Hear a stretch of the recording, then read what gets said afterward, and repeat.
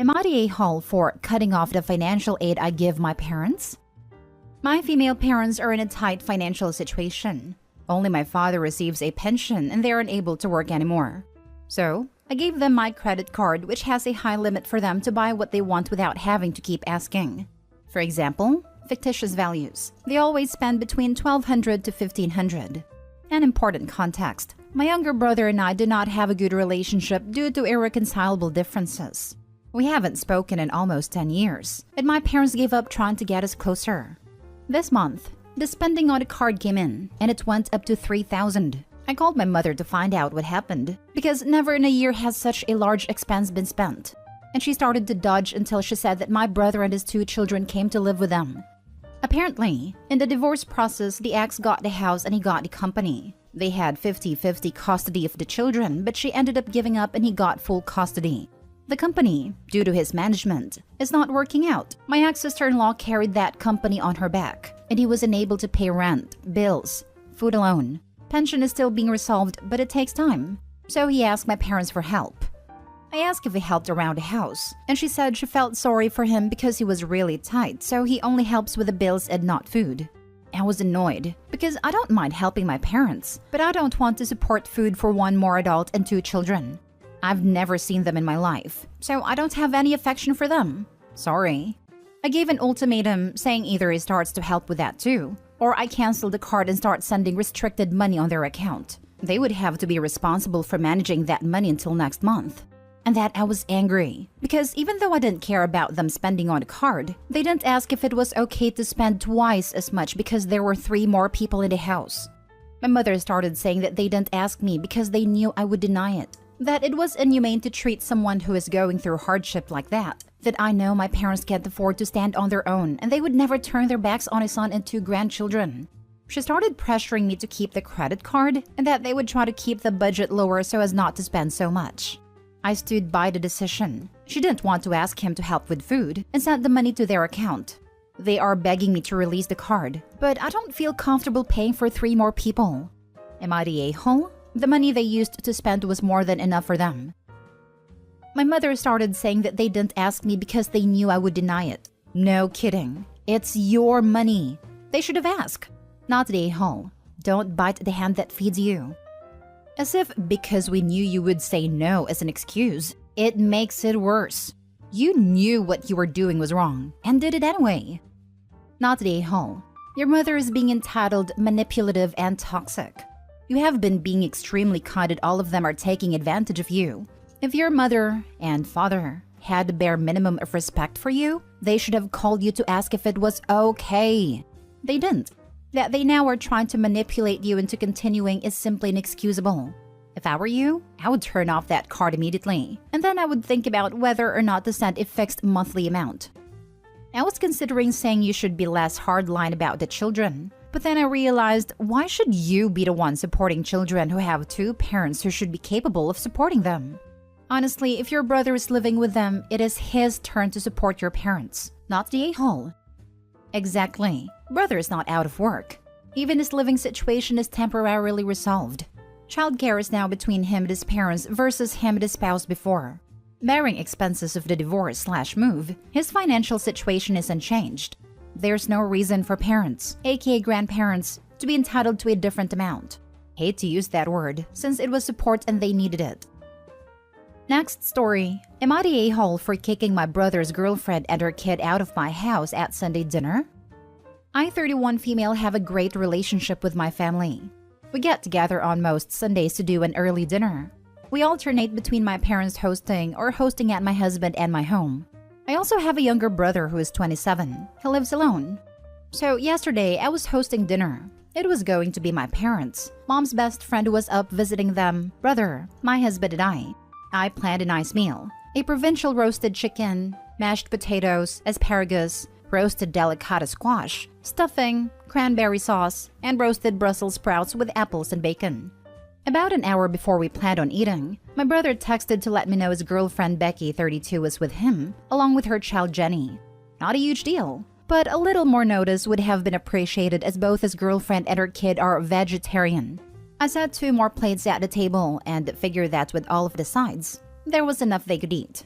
I'll be honest, we don't really care for his girlfriend, but my family has a rule that you don't mess with other people's relationships. My brother is an adult. Becky just seems very opportunistic, and her kid is very weird. They've been together 8 months, have broken up twice, and after 6, asked if she could move into his place because it's in a better school district than her apartment. So here is where it hit the fan, and I might be the a-hole. We sit for dinner, and Jenny asks where April is going to sit. I look around confused. Becky then says that April is her imaginary friend. This kid is 9 turning 10. She starts shrieking that April needs to eat and having a total tantrum. My mom tries to calm things down, suggesting she share her place and seat, which she refuses, demanding a chair and plate. Her mom tells me to just set a spot. My dining room table has 8 chairs all in use. The kid gets louder and everyone else is in shock. She tosses herself on the ground. I get flustered and tell Becky to please get her to stop. Becky then goes on the attack, calling me rude and heartless for not giving in to her kid. She also says that she knows I hate kids and that's why we don't have any. We are child-free, but I like my friends' kids, as they are not rats. She then goes on a rant about how I know they're vegetarian, and it was rude of me to not offer a main that was vegetarian-friendly, and that I put bacon on the Brussels. I snapped back that I didn't know they were coming, and I wasn't the one who invited her. So she's screaming at me in my home, kid is flailing on the ground crying, and I had enough. I told her if she can't respect me in my home, she should leave. She screams at my brother to get up, that they're leaving, and he informs her he is staying. Everyone is shocked, but we eat. My brother silences his phone because she's blowing him up, and he is just shell-shocked. She's now slamming me and my family in social media and accusing us of trying to break them up. Am I the a-hole for not accommodating her and her kid better than asking them to leave? I try to be polite and a generous host, but I had enough. No one has ever been more not the a-hole. This is unreal. I really hope your brother ditches this woman. I don't think she should be allowed back in your home. Maybe I'd say let her come back if she profusely apologizes and publicly posts on social media that she was wrong too.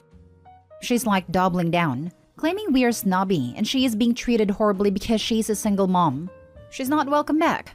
My brother is in shock that she pulled this. I don't know why he is with her, cause other than being pretty, she has no redeeming qualities, but looks only go so far. Not the a-hole, and good on your brother for his wise decision. I'm glad he's not enabling her. Be a good listener for him because I suspect his relationship is over and he'll need someone. Honestly, if I were him, when she gave him an actual list of what she wanted for her birthday when they were dating for barely 2 months, I was like, oof, bad sign. She had the nerve to ask for a $1,000 purse. I know the rule in your family is to not interfere in relationships, but few rules are absolute or have no exceptions. I think it's time to sit down with your brother and talk to him about his relationship. Do your best to not come off as being against her, but as being concerned for him. Every problem with her, you need to make it about him. Stuff you don't like personally about her, never bring up. Maybe just offer to listen and then offer advice, but don't give it if he refuses it. Sometimes it takes an outside perspective to see what's really going on. Sometimes it takes a real public incident that can't be sanely denied, like this one, to make people open to talk about things. Just be sure to be there for your brother and make sure he knows that's why you are there. My husband plans to talk to him when they golf Wednesday morning. I feel bad that he was super embarrassed and kept apologizing. Next story. Am I the a-hole for not supporting my husband's kids? My 28 female husband, 35 male, and I have been married for a year. We dated for 2 years prior to that. When we met, I said I didn't want to have kids of my own, but wouldn't mind being in a relationship with someone who has kids. We came to the agreement that he would be solely responsible for his kids, minus the little stuff. I love my husband a lot, and his kids are alright. The older 2 are great, but the younger 2 are a bit much. We have had separate finances our whole relationship, since he has kids and I don't. When I moved into his house, we agreed that I would pay 1/4 of the mortgage, since it's a 4-bed, and 3 of the 4 rooms go to his kids. I pay 1/5 of the utilities, since there's 6 of us living here, myself, and then him and his 4 kids. I also buy my own groceries separate from them since I'm really into fitness and I meal prep once a week. It's just the best way to go about it. This was the agreement we came to 2 years ago and we've stuck to it. Recently, I've gotten a new car, and I guess he's realized my finances vary a bit more from his than they used to. I I work as a travel nurse, going to wherever pays the most for about 1/3 of the year. I make pretty good money, and I've saved a lot. I make around $130,000 a year. Meal prepping and responsible spending has helped a lot, and I don't buy myself a lot of luxuries other than my new car.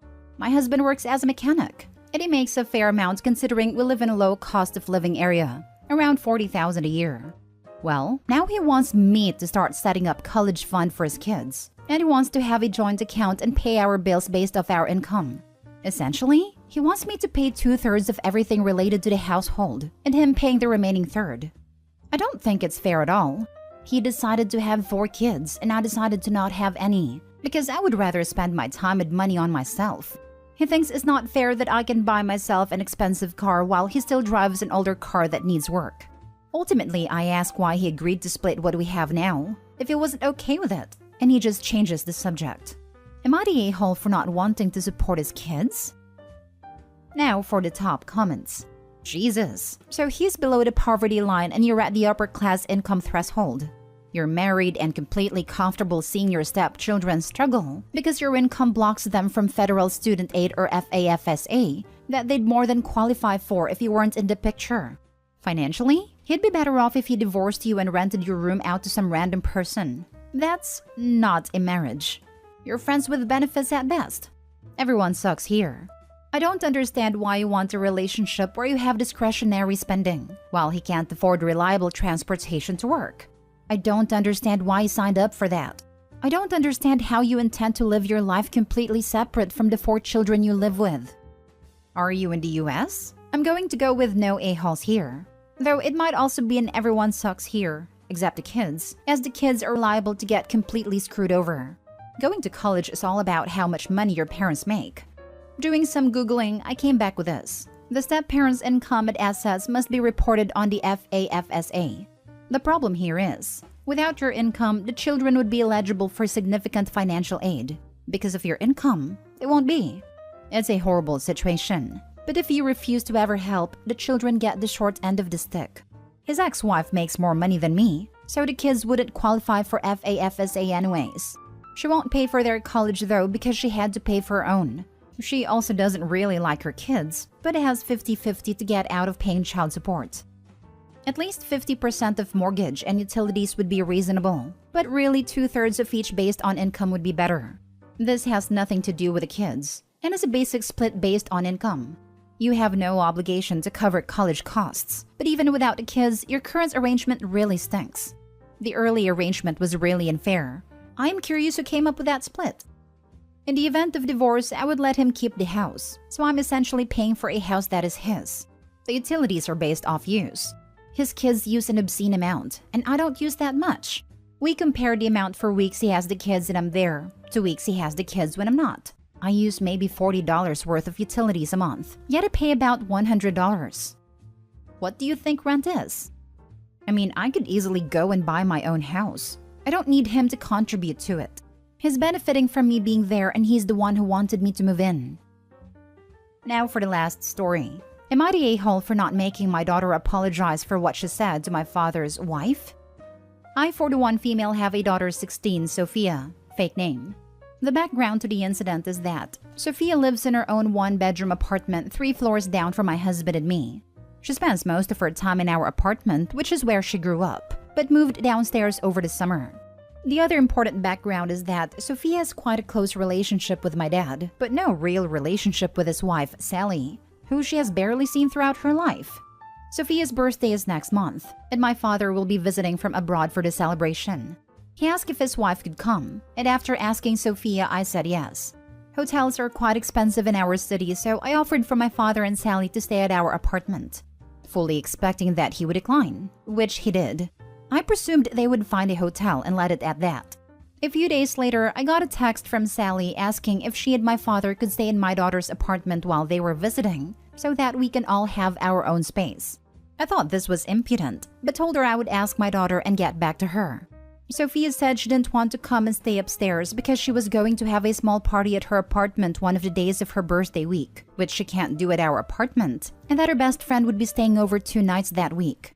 So I told Sally no, but she persisted, saying hotels were expensive, etc. Still, I told her that Sophia had said no and that was final. The next day, I got a call from my dad saying Sophia had upset Sally and that I needed to speak to her. He said Sophia had sent Sally a rude text and inviting her to the birthday celebrations. I went down to Sophia's and she showed me the conversation. Sally had taken it upon herself to text Sophia asking that she vacate her apartment. Sophia again said no, and Sally kept pushing, saying how she and my father couldn't afford to go if they had to pay for accommodation. The text messages were extremely patronizing and manipulative.